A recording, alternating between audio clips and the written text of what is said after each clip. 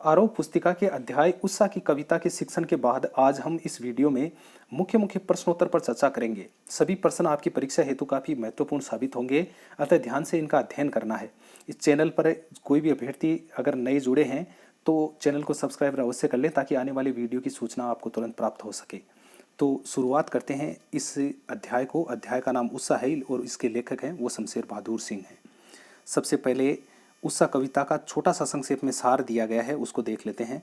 कविता सूर्योदय से ठीक पहले के पल पल परिवर्तित प्रकृति का शब्द चित्र है। किस तरह से सूर्य का जब सुबह के समय उदय होता है तो प्रकृति में किस प्रकार के बदलाव आते हैं, ये हमारे को इस कविता में देखने को मिलेंगे।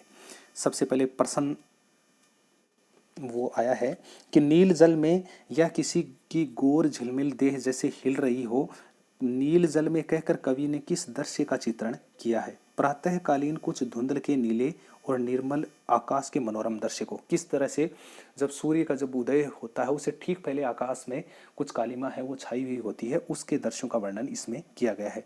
गोर झिलमिल देह से क्या आशय है कि सूर्य का चमकता हुआ श्वेत बिंब है वो इसके माध्यम से दिखाया गया है, या किसी गोरी का जो बदन है वो किसी नीले जल में किस तरह से हिलता है, उसकी उपमा भी इस कविता में हमारे को देखने को मिलती है। फिर जादू टूटता है इस उत्साह का अब से तात्पर्य है प्रातःकालीन प्राकृतिक परिवेश के चमत्कारी और सौंदर्य का परिवर्तित हो जाना, कि किस तरह से जादू तब टूट रहा है जब उत्साह का उदय हो चुका होता है, तब प्रकृति में अनेक प्रकार के बदलाव हैं वो सौंदर्य के रूप में परिवर्तित हो जाते हैं।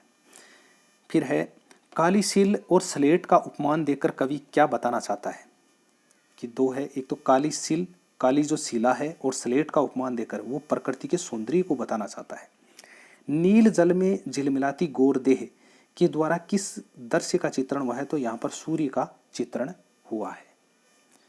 फिर है प्रातःकाल के आकाश की उपमा दी गई है, श्वेत शंख, नीला शंख, लोहित शंख और कोई भी नहीं। ऑब्जेक्टिव टाइप सवाल पूछा है तो आप यहाँ पर अपना उत्तर देंगे, तो इसका सही उत्तर होगा नीला आकाश, नीला शंख जो है वो इसका सही उत्तर होगा, बे विकल्प सही। फिर है जादू टूट उत्साह का जादू कब टूटता है, ढोल बजने पर, चिड़िया के चहकने पर, सूर्योदय होने पर, कुत्ते के भौंकने पर। तो उत्साह का जादू है वो कब टूटता है, वो सूर्य के उदय होने पर। सही विकल्प प्रश्न का सही उत्तर। उत्साह कविता में है कि उत्साह कविता में क्या है, सूर्यास्त का वर्णन, सवेरे की लालिमा का वर्णन, पल पल पर बदलती प्रकृति का शब्द चित्र, सूर्योदय का वर्णन।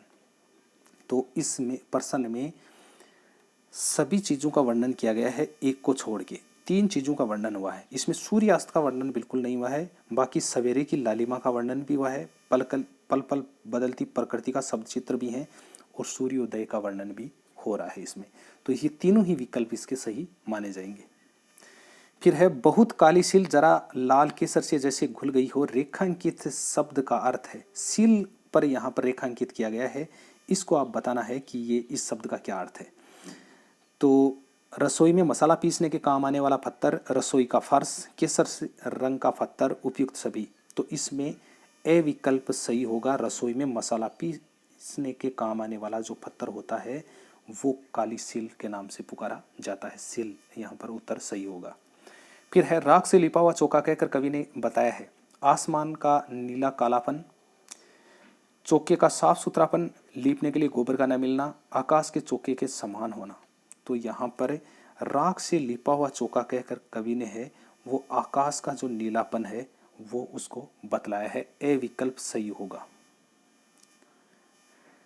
फिर है इस कविता में काली सील अथवा स्लेट किसके प्रतीक हैं, आकाश, सूर्योदय से पूर्व का अंधकार, उत्साह की लालिमा और भोर की प्रकृति।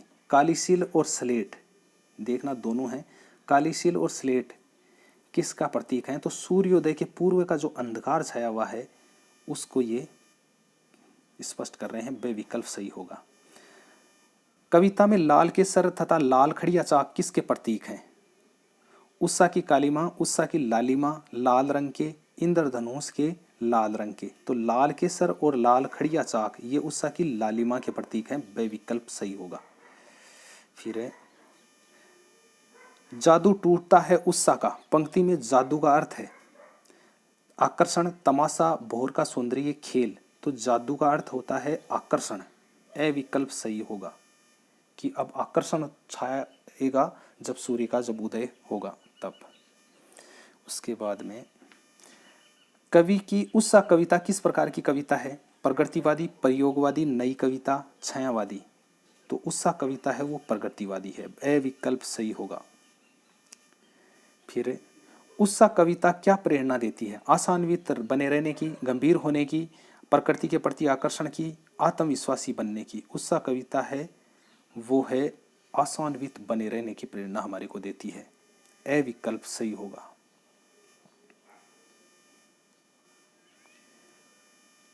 इस कविता में कवि ने आकाश को क्या कहा है? राख से लिपा हुआ चौका, समुद्र के समान विराट, समुद्र के समान गंभीर और गोबर से लिपा हुआ चौका। तो आकाश को जो बात कही हुई है वो राख से लिपा हुआ चौका बताया है, ए विकल्प प्रश्न का सही उत्तर होगा। तो इस तरह से साथियों ये आपके सभी प्रश्न हैं ये पूर्ण होते हैं। इसमें कई टाइप के सवाल हैं वो सम्मिलित थे। और एक बार फिर से अगर कोई प्रश्न आपकी समझ से रह गया है तो आप वीडियो को चलाकर दोबारा देखें और अपनी तैयारी को एक नया रूप दें। तो मिलते हैं ऐसे ही एक नई वीडियो के साथ में, तब तक के लिए जय हिंद, जय भारत।